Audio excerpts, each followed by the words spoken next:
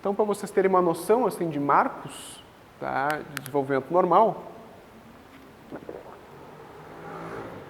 1 ano e 15 meses tem que estar andando sozinho em geral, certo? Tá.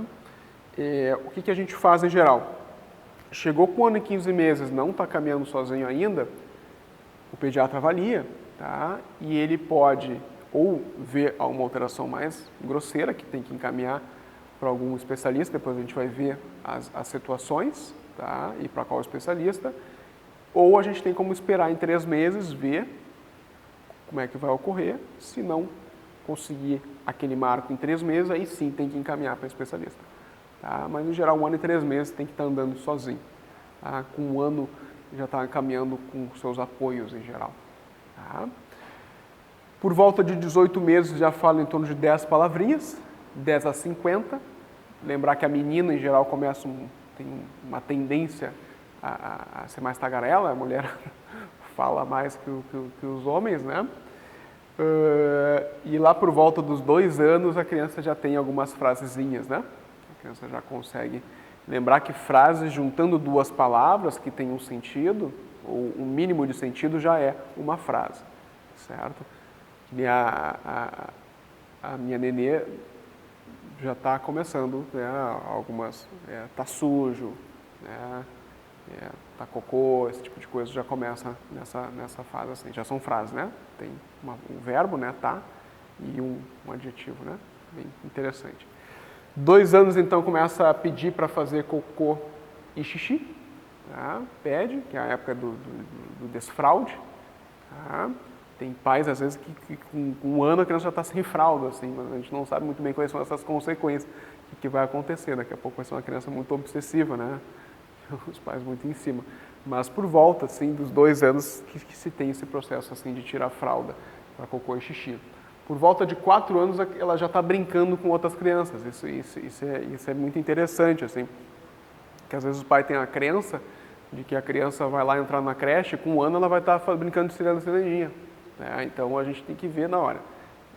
Ainda nessa fase eles estão ainda bem egocêntricos, né? A brincadeira acaba cada um pegando um brinquedo e indo para um canto, aí disputam, um bate um pouquinho no outro, isso é super comum dessa fase, né?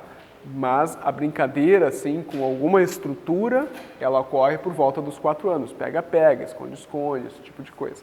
Tá? Antes acaba não sendo tão natural da criança fazer essas brincadeiras assim mais sociais. Tá? Criança por volta dos 5 anos já conta até 10, tá? Isso é bem importante. Tá? Por volta dos 5 anos já conta até 10. Tá? Por volta de 1 ano e meio ela já come com a colherzinha.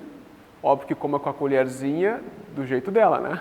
Faz aquela lambança. Mas com 1 ano e 6 meses a gente tem que estimular essa autonomia. O que a gente vê muito que são pais que não respeitam muito essa autonomia ou não estimulam aquela autonomia da criança e está lá a criança com 1 ano e 6 meses nunca pegou uma colherzinha na mão para manusear. Não deixa a criança... ela vai se sujar. É muito pequenininha, meu filhinho. Isso não é legal. A criança, ela precisa de autonomia. Por quê? Porque a gente tem que ensinar ela a ser adulta, a gente não tem que ensinar ela a ser criança. A criança é natural. Mas chegar até a etapa adulta, pelo menos intelectualmente, emocionalmente, psicologicamente, não é todo mundo que chega, né? Segundo Freud, a gente só fica adulto quando a gente está independente emocionalmente e financeiramente. Tá? E a gente vê uma galera aí que não consegue chegar nessa etapa de vida. Porque talvez muito por questões assim de mimos, né? Os pais, esse tipo de coisa. Então a gente tem que estimular a autonomia. Que eu falo para os pais, não é porque ele está comendo de colherzinha, que ele está se virando mais sozinho, que ele vai pegar com 5 anos, vai falar, pai, estou indo para estudar na Univates, lá vou morar com meus amigos, lá e não me incomoda. Não é assim. Os pais às vezes têm essa crença, né, que a criança vai ficar muito autônoma e vai embora de casa. Tá? Aí ficam, enfim, podando a criança, né? E para complementar esse slide, então, lembrar que a criança, né, ela ao nascimento, em geral, no primeiro mês, dorme em torno de 16 horas, e isso vai reduzindo. Por volta lá de 6 meses, a criança já tem um sono muito parecido já com o adulto, tá? De dormir, enfim, talvez 8 horas corridas ao longo da noite, 8, 9 horas corridas, algumas crianças dormem até 12 horas corridas, e tirar uma siesta depois do almoço também, que é importante, que é algo que a gente perde, né, ao longo da vida. Tem alguns países que têm de costume tirar essa siesta, né, depois do almoço, e a gente infelizmente perde, e a gente depois tem que ficar tomando Rivotril para dormir, né, porque a gente não regulariza, e tem alguns estudos mostrando que é extremamente importante a gente ter essa pausa assim no meio do dia, né? Não para aqueles que acordam ao meio-dia, né? Cara, aquele que acorda ao meio-dia almoça, agora é da hora da siesta. Aí não dá. E tem a galera assim, né? Agora eu vou cestear.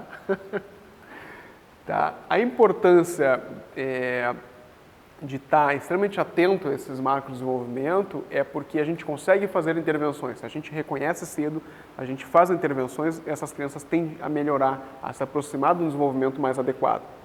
Tá? Essa historinha assim, não, cada um tem seu tempo, vai mãezinha, fica tranquila. Não é bem assim.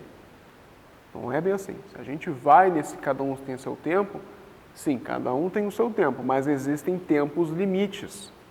Se a gente ultrapassa isso, a gente está deixando de fazer uma intervenção. Isso a gente vê frequentemente em consultório de psiquiatria infantil. Atendendo crianças assim, ele ia falar,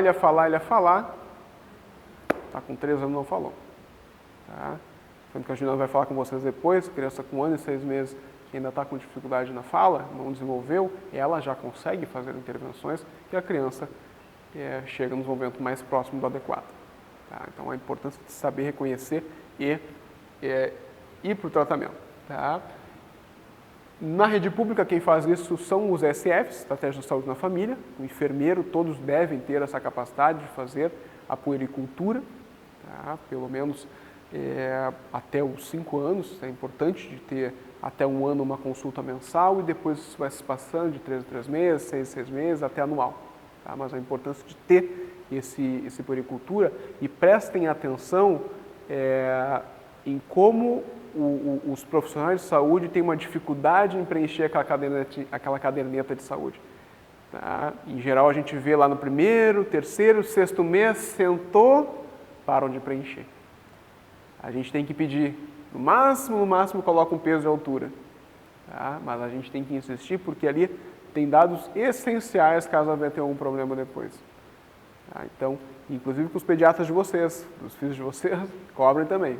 Preenche aqui, ou vocês mesmos preenchem, porque é importante sim. Tá?